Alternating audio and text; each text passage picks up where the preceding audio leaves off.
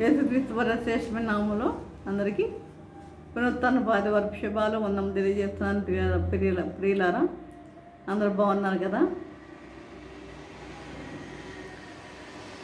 ఈరోజు మనం ధ్యానించబోయే అంశం ఏంటంటే, నీ హృదయం మీద వ్రాత చదివావా? నీ హృదయం మీద వ్రాత చదివావా అంశం. చూడండి, దానియేలు గ్రంథం 5వ అధ్యాయం 5వ వచనం చూసినట్లయితే, ఆ గడియలోనే మానవ హస్తపు వ్రేళ్లు కనబడి ఏదో ఒక వ్రాత వ్రాయిచుండెను. దేవుడు నీ లెక్క చూచి దానిని ముగించెను.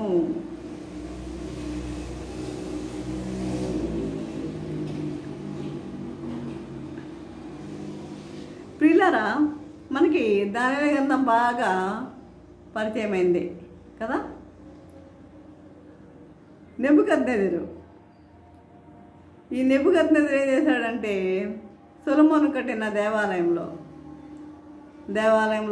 ఉన్న వస్తువులన్నీ, వెండి బంగారం వస్తువులు అన్నీ కూడా తీసుకువచ్చేసాడు. మరి అది తీసుకువచ్చి తన ఆలయంలో పెట్టాడు. ఆ నెబుకద్నెజరు కుమారుడైన బెల్షస్సర్ నెబుకద్నెజరు తర్వాత రాజయ్యాడు. నెబుకద్నెజరు తర్వాత అతను రాజయ్యాడు. అతడు గొప్ప విందు చేయించి తన తండ్రి యెరూషలేము దేవాలయం నుండి తెచ్చిన ఆలయ సంబంధము వెండి బంగారు పాత్రలను తెప్పించి అందులో ద్రాక్షారసం పోసుకొని త్రాగుచు జీవము లేని మానవ కల్పితములైన దేవతలను స్తుతించుతుండగా, అర్థమైంది కదా, తన తండ్రి సొలొమోను దేవాలయంలో ఉన్న వెండి బంగారు వస్తువులన్నీ తీసుకొని వచ్చి మరి పాత్రలన్నీ తెప్పించి అందులో ఏమి తాగుతున్నారట? ద్రాక్షారసం పోసుకుని తాగుతున్నారట అండి. ద్రాక్షారసం పోసుకుని తాగుచు జీవము లేని మానవ కల్పితములైన దేవతను స్తుతించుతుండగా, జీవము లేని మానవ కల్పితములైన దేవతలను స్తుతిస్తున్నారు వాళ్ళు. జీవముగా దేవుణ్ణి కాదు, జీవము లేని దేవతలను వారు స్తుతించుచుండగా, ఈ హస్తము గోడ మీద వ్రాసినని చదువుతున్నాం మనం. ఈ హస్తము గోడ మీద రాస్తుంది. ఒక హస్తము గోడ మీద రాస్తుంది.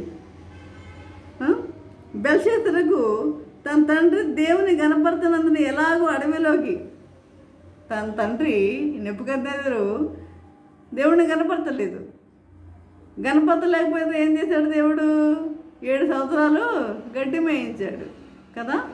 మరి తన తండ్రి దేవుని గణపరచనందున ఎలాగో అడవిలోకి తరిమివేయబడ్డాడో, తిరిగి తగ్గించుకున్నప్పుడు ఎలాగో తిరిగి రాజ్యాన్ని సంపాదించుకున్నాడో, తగ్గించుకున్నప్పుడు మళ్ళీ తిరిగి రాజ్యాన్ని సంపాదించుకున్నాడో నెబుకద్నెజరు. ఎప్పుడు? తగ్గించుకున్నప్పుడు. నువ్వు హెచ్చించుకుంటే తగ్గించబడతావు, తగ్గించుకుంటే హెచ్చించబడతావు. ఈరోజు చాలామంది హెచ్చింపుగలవారే ఉన్నారు, కానీ తగ్గించుకునేవారు ఎవరు కూడా లేరని చెప్తా నేనైతే ఖచ్చితంగా. తగ్గించుకునేవారు ఎవరు కూడా లేరు. అయితే ఇక్కడ చూసినట్లయితే ఎలా తరిమి వేయబడ్డాడో, తిరిగి తగ్గించుకున్నప్పుడు ఎలాగో తిరిగి రాజ్యాన్ని పొందాడు. ఇతనికి తెలుసు. కుమారుడికి తెలియకుండా ఉంటుందా? తండ్రి విషయాలన్నీ కుమారుడికి తెలియకుండా ఉంటుందా? ఇతనికి తెలుసు. అయితే షడ్రక్ మెషక్ అబేద్నెగోల సంగతి కూడా ఈయనకి తెలిసే ఉండవచ్చు. మరి ఏది ఆ యొక్క పెద్ద విగ్రహాన్ని నిలబెట్టి దానికి పూజించమని అంటే షడ్రక్ మెషక్ అబేద్నెగోలు ఏం చేశారు? మేము పూజించాం అని ఒకటే మాట చెప్పేశారు. అప్పుడు కూడా ఈ దేవుణ్ణి మీరు పూజించాలి అని ఆ దేవునికి ఆ యొక్క నెబుకద్నెజరుకి అర్థమైపోయింది.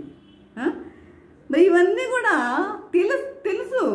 తండ్రి చేసిన విషయాలని తెలుసు, తండ్రి మారుమనసు పొందిన విషయం తెలుసు, తండ్రి పశ్చాత్తాపం పొందిన విషయాలన్నీ కూడా కుమారునికి తెలుసు.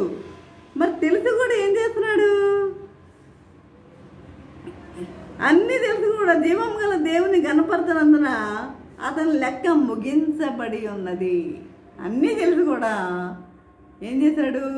జీవం గల దేవుని పూజించలేదండి. అన్నీ తెలుసు. మనం కూడా అలాగే చేస్తాం కదా కొన్నిసార్లు. మనకు అన్నీ తెలుసు. మన జీవం గల దేవుడు మన ప్రభు అని మనకు తెలుసు.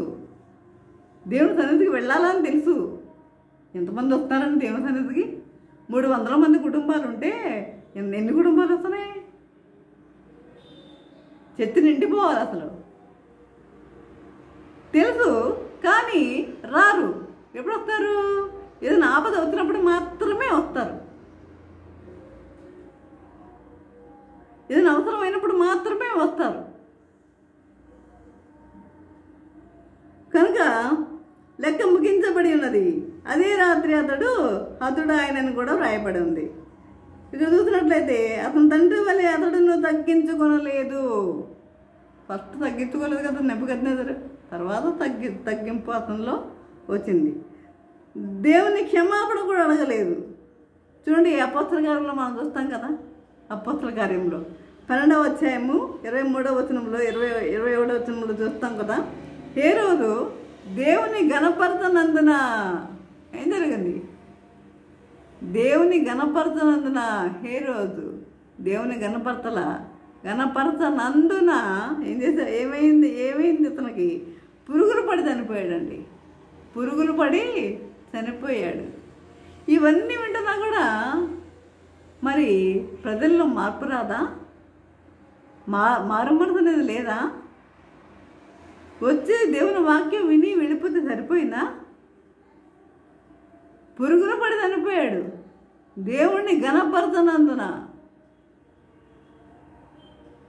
గణపరచడం అంటే ఏంటి? ఆయన్ని పూజించాలి. పూజించడం అంటే ఆయన ఎందు భయభక్తులు కలిగి జీవించాలి. ఆయన ఎందు మారుమనసు కలిగి జీవించాలి. ఆయన పశ్చాత్తాపం కలిగి జీవించాలి. ఇది కాబట్టి మనం ఎన్నిని చదివేస్తాం. యథాలాపంగా మనం ఏం చేస్తాం? వీటిని చదివేస్తాం. కానీ బైబిల్ చదివేటప్పుడు ధ్యానించుకుంటూ చదవాలి. ధ్యానిస్తూ చదవాలి. దాన్ని చదివేసామండి బైబిల్ అంటే కాదు, ధ్యానిస్తూ చదవాలి. కాబట్టి ఇది దేవుని హస్తం ప్రతి మానవుని గురించి వ్రాస్తుందని గ్రహించరు. ప్రతి మానవుని గురించి రాస్తుంది ఆయన హస్తం, ప్రతి మానవుని గురించి.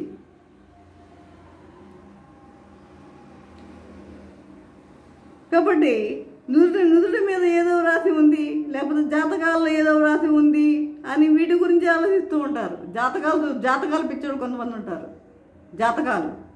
జాతకాలు చూపించుకునేవాళ్ళు, లేకపోతే షో చెప్పించుకునేవాళ్ళు, వీళ్ళందరూ ఇలాంటి వాళ్ళు కూడా ఉంటారు.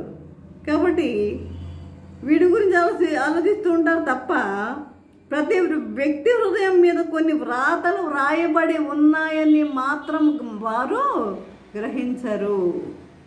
ప్రతి వ్యక్తి హృదయం మీద ఏం రాసి ఉన్నాయంట? కొన్ని వ్రాతలు రాసి ఉన్నాయంట పిల్లల. కొన్ని వ్రాతలు రాసి ఉన్నవని, అలాగే పరలోకంలోని గ్రంథాల్లో కూడా ఆ హస్తం మనల్ని గురించి వ్రాస్తుందని అవగాహన లేకుండా క్రైస్తవులు జీవిస్తున్నారు. ఈనాటి క్రైస్తవులు పరలోకంలో జీవగ్రంథములు కూడా మన గురించి రాస్తుందని హస్తం. మరి అవగాహన లేకుండా క్రైస్తవులు జీవిస్తున్నారు. ఇర్మియా 17:2 చూడండి. ప్రతి మనిషి పాపం వారి హృదయం మీద వ్రాయబడి ఉన్నదని వాక్యం చెప్తుంది. ప్రతి మనిషి పాపము వారి హృదయం మీద వ్రాయబడి ఉన్నదంట. నువ్వు చేసే నువ్వే కాదు, నేను కూడా, ప్రతి ఒక్కరు, ప్రపంచంలోని ప్రతి ఒక్కరు, అందరూ దేవుని బిడ్డలే. ప్రతి పాపము వారి యొక్క హృదయం మీద వ్రాయబడి ఉన్నదంట. అది చెరిగిపోదు ఎన్నటికీ. రాయబడి ఉందని వాక్యం చెప్తుంది. అలాగే ప్రకటన 20:12 చూడండి. యెషయా 65:6 దానియేలు 7:10 చూస్తే తీర్పు తీర్చుడికే గ్రంథములు విప్పబడెను, ఆ గ్రంథములు యందు వ్రాయబడిన రీతిగా తీర్పు పొందిరి. తీర్పు తీర్చుడికై గ్రంథాలు విప్పబడ్డాయి. తీర్పు తీర్చడానికి ఏంటి, మన పాపాలన్నీ అక్కడ ఉన్నాయి కదా, దాన్ని బట్టి తీర్పు తీర్చడానికి గ్రంథాలు విప్పబడ్డాయి. మానవుడు చేసే ప్రతి పాపం కూడా హృదయం మీద వ్రాయబడి ఉందని బైబిల్ చెప్తుంటే నేనేం పాపం చేయలేదండి, నేనేం పవిత్రునండి, నేను పరిశుద్ధుడినండి అనేవాళ్ళు కూడా ఉన్నారండి.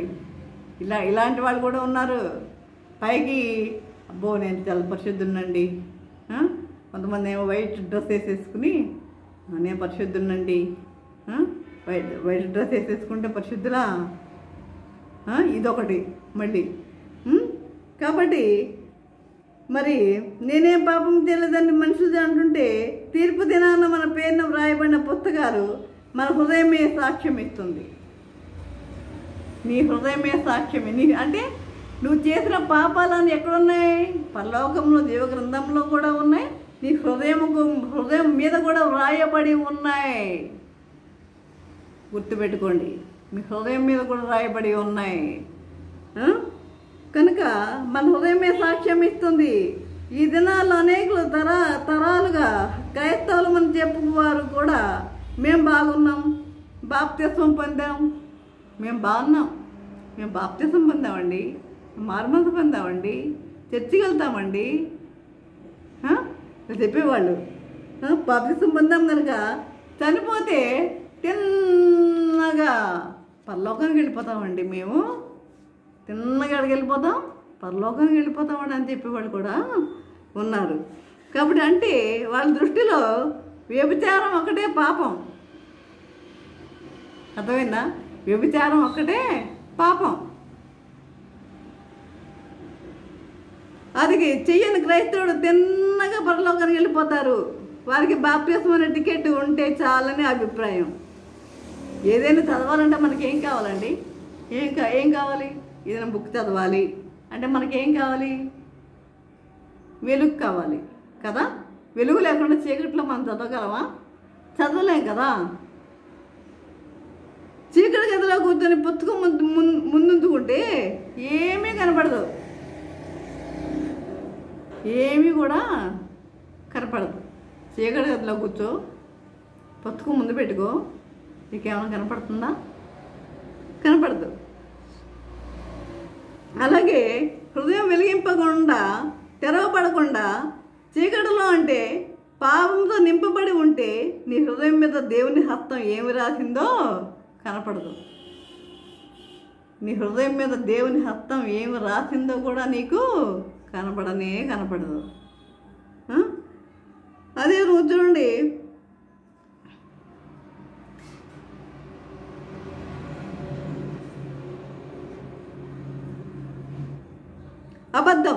అబద్ధం కూడా మనుషుని నరకానికి తీసుకెళ్ళేంత పాపం అని ప్రకటన 21:8 మనం చూస్తాం. నేను ఎన్నిసార్లు అనేక వీడియోలు చెప్తూ ఉంటాను. అబద్ధం కూడా మనిషిని నరకానికి తీసుకెళ్ళేంత పాపం. అబద్ధం అంటే ఏంటో అసలు ఎలా ఆడేస్తారంటే అబద్ధాలు అసలు స్త్రీలింగా మరీ భయంకరంగా ఆడేస్తారు అబద్ధాలు. మరి అబద్ధం కూడా మరి ఇట్లా నరకానికి తీసుకెళ్ళేంత పాపమని ప్రాణం చెప్తుంది. ఈ విధంగా ప్రియులారా, నీ హృదయం మీద దేవుని హస్తం ఏమి రాసిందో చూపించమని అడుగు. ఒకసారి నీ హృదయం మీద దేవుని హస్తం ఏమి రాసిందో నువ్వు చూపించమని అడుగు. దేవుని అడుగుతావా? అడుగు. నీ జీవితం కళ్ళ ముందు గిర్రం తిరుగుతుంది. నీ జీవితం అంతా కళ్ళ ముందు రీలులా తిరుగుతుంది అనమాట. ఈ జీవితం నీకు తెలీదా? ఎవరి జీవితం వాళ్ళకి తెలీదా? ఎవరి పాపం వాళ్ళకి తెలీదా? తెలుసు. కనుక పాపంలో ఒప్పుకొని క్రీస్తు రక్తంలో కడిగబడినప్పుడు వారి పేర్లు జీవ గ్రంథమందు రాయబడును. ఎప్పుడు పాపములు ఒప్పుకుంటావో, క్రీస్తును ఒప్పుకుంటావో, పాపములు ఒప్పుకుంటావో, క్రీస్తు రక్తంలో కడగబడినప్పుడు నీ పేర్లు జీవ గ్రంథములో వ్రాయబడతాయి. పాపములు ఒప్పుకోండి, పాపములు ఒప్పుకొని జీవించండి ప్రియులారా. అదే చూసినట్లయితే చూడండి, ఒక అసూయ పెద్ద జాడ్యం, ఒక రోగం అసూయ. మత్సరం ఎముకలకు కుళ్ళు. మత్సరం, ఒకరిని చూసి ఒకరు అసూయ పడిపోవడం, పైకి బాగానే మాట్లాడతారు. అసూయ ఇది ఆత్మీయ రోగంగా కూడా పరిగణించడం విచారం. ఎవరైనా మంచి సేవ చేస్తుంటే దాన్ని అభినందించే మనము లేకపోగా తప్పులు పట్టుకున్న వాళ్ళని ప్రయాసపడతారు. మంచి సేవ చేస్తుంటే వారిని తప్పులు పట్టుకోవాలని చూస్తూ ఉంటారు. వారిని ఎప్పుడు తప్పులు పట్టుకోవాలా అని, వారిని ఎప్పుడు తప్పులు పట్టుకోవాలా అని చూస్తూ ఉంటారనమాట. కానీ ఇర్మియా 9:6 చూడండి, యజమాని తప్పులు పట్టుకోవాలని ప్రయాసపడతారు, వీటన్నిటికీ అతీతంగా జీవించడానికి ప్రయాసపడదాము. విడిచిపెట్టి సినిమాలు, టీవీకి దూరంగా దుర్భాషలు, దెబ్బలాటలు, విరోధాలు, దుర్భాషలు, దెబ్బలాటలు. చర్చిలో చాలా చక్కగా కూర్చుంటారు. బయటికి వెళ్ళండి, మెట్లు దిగి బయటికి వెళ్ళండి, ఒక్కసారి వారిని గమనిస్తే అప్పుడు తెలుస్తుంది ఆ దుర్భాషలు ఏంటో అవన్నీ ఏంటో. అంటే చర్చిలో ఒక నాటకం, బయట ఒక నాటకం. కనుక దెబ్బలాటలు, విరోధాలు, అబద్ధాలు తిరిగి జీవితంలోకి రాకుండా జాగ్రత్త ఎంతో అవసరం. ఎన్ని మన జీవితంలోకి రాకూడదు. దుర్భాషలు, దెబ్బలాటకోవద్దు అసలు. ఎందుకు దెబ్బలాటలు? దేనికి దెబ్బలాటలు వద్దు. సాతాను ఒక్కసారి ఎవరిని పడగొట్టాడు కానీ నెమ్మదిగా స్లో పాయిజన్గా నెమ్మదిగా ప్రార్థనలో తగ్గిపోయేటట్టు తీసేస్తాడు. తగ్గిపోయేటట్టు చేసి తిరిగి వెనక స్థితికి లాగేస్తాడు. వెనక్కి వెళ్ళిపోవాలంతే, ఇంకా ప్రార్థన లేదు, ఏం లేదు. మీ రక్షణను భయంతోనూ వణుకుతోనూ కాపాడుకోమని దేవుని వాక్యం తెలియజేస్తుంది. మీ రక్షణ ఎలా కాపాడుకోవాలి? మీరు భయంతో, వణుకుతో. వణుకు పుట్టాలి. మీరు దేవుని సన్నిధికి వచ్చినప్పుడు వణుకు వస్తుందా మీకు? వణుకుతో దేవుని సన్నిధికి మీరు రావాలి. వణుకుతోనూ కాపాడుకోమని దేవుని వాక్యం చెప్తుంది. అదే బెల్షస్సరు ఆ వ్రాతను చూడగలిగే కృపను దేవుడిచ్చాడు బెల్షస్సరుకి. ఆ వాక్యం గోడ మీద రాసే వ్రాత, హస్తపు వ్రేళ్ళు, ఆ వేళ్లతో రాసే వ్రాతను చూసే కృపను దేవుడు బెల్షస్సరుకి ఇచ్చాడు. ఒకవేళ అతను తగ్గించుకుని దేవుని క్షమాపణ అడుగుతాడేమో అని ఇచ్చాడు. ఆయన గొప్పవాడనేం కాదు, రాజు అనేమి కాదు. అది చూసన్నా తన మనసు మారుతుందేమో, అతను పశ్చాత్తాపడతాడేమో అని ఇచ్చాడు, అంతే అని ఇచ్చాడు. కానీ ఆ పని అతను చేయలా. ఆ కృప అతనిలో లేదు. దేవుడిస్తున్న తరుణాలను వాడుకొని మన హృదయం మీద వ్రాతలను చదవగలిగినట్లు ఆత్మనేత్రాలను పాప పశ్చాత్తాపం దయచేయమని రక్షణ లేని ప్రతి సోదరి ప్రార్థించుటకు ప్రభువు సహాయము చేస్తాడు. అలాగే జీవగ్రంథంలో పేరు వ్రాయబడిన ప్రతి సహోదరి ఆత్మలో దిగజారి ఆ పేరు తుడిచివేయబడకుండా అంతం వరకు ప్రభును నమ్మకముగా వెంబడించి పరలోక రాజ్యం చేరుటకు ప్రభు సహాయం కూడా చేస్తాడు. పరలోక రాజ్యంలో చేర్చుటకు సహాయం కూడా చేస్తాడు. ప్రియులారా, ఒకటి చెప్పి నేను ముగిస్తాను. నీ లెక్క చూసి ముగించబడిన వ్రాయబడి ఉంది. రోమా 14:12 చూస్తే మనలో ప్రతివాడును తన్ను గూర్చి దేవునికి లెక్క అప్పగించవలెను. ప్రతివాడు లెక్క అప్పగించాలండి. మనం ప్రతివాడు లెక్క అప్పగించాలి. దేవుడు మనల్ని ఏదో యాంత్రికంగా ఈ లోకంలోనికి పంపించలేదు, ఒట్టినే పంపించలేదు మనల్ని. ప్రతి ఒక్కరి పట్ల దేవునికి ఒక ప్రణాళిక అనేది ఉంది, ఒక నిశ్చయమైన ఉద్దేశ్యంతో మళ్ళీ నన్ను కలుగజేశాడు. ఒక ఉద్దేశ్యంతో ఆయన కలుగజేశాడు. మన ఇష్టానుసారంగా జీవించడానికి లేదు, కానీ ఆయనకు మనం ఏం చేయాలి? లెక్క అప్పగించాలండి. లెక్క అప్పగించాలి. లెక్క అప్పగించాలి. కాబట్టి వీటన్నిటిని బట్టి తీర్పులోనికి తెచ్చునని జ్ఞాపకం ఉంచుకొనవలసిన వారమై ఉన్నాం. ఇంటిని కట్టే స్త్రీలైతే ఇంటి వారిని గురించి లెక్క అప్పగించవలసి ఉన్నది. ఇంటిని కట్టే స్త్రీలైతే ఇంటి వారిని గురించి లెక్క అప్పగించవలసి ఉన్నది. ఇంటిలోని సభ్యులంతా రక్షణ పొందినట్లుగా వారి కొరకు ఉపవాసం ఉండి, ఇంటిలోని సభ్యులంతా ఏం చేయాలి? వారి కొరకు ఉపవాసం ఉండాలి. ఉపవాసం ఉండి ప్రార్థించవలసి ఉన్నది. మనం అప్పగించు ఈ లెక్కలు దేవుని దృష్టిలో అంగీకరించబడేవిగా ఉండినట్లు మనము ఏం చేయాలి? ప్రార్థించాలి. ప్రియులారా, ప్రార్థించాలి. కనుక మరి ఈ విధంగా మన హృదయం మీద రాత మనము చదువుకునే వారిగా ఉండాలి. అంటే మన జీవితాన్ని మనము తెలుసుకునే వారిగా ఉండాలి. మన జీవితం ఏ విధముగా ఉన్నది, మన జీవితం అంతా మనకు తెలుసు. కాబట్టి ఆ విధంగా మనము దేవునికి లెక్క అప్పగించవలసిన వారమై ఉన్నాము గనక దేవుని యందు మనం భయభక్తులు కలిగి మనం జీవించే వారిగా ఉండండి. ప్రతి వారు దేవుని సన్నిధికి వచ్చేవారిగా ఉండండి. యాంత్రికంగా దేవుని సన్నిధికి రావటం కాదు, కానీ పరిశుద్ధతతో పవిత్రంగా దేవుని సన్నిధికి వచ్చేవారిగా ఉండండి. ప్రతి ఒక్కరూ ఏ ఆపద అయినా సరే ఖచ్చితంగా దేవుని సన్నిధిలో మీరు అటెండ్ అయ్యేవారిగా ఉండాలి. ఈ విధంగా జీవించడానికి పరిశుద్ధాత్మ దేవుడు సహాయం చేసి నడిపించను గాక.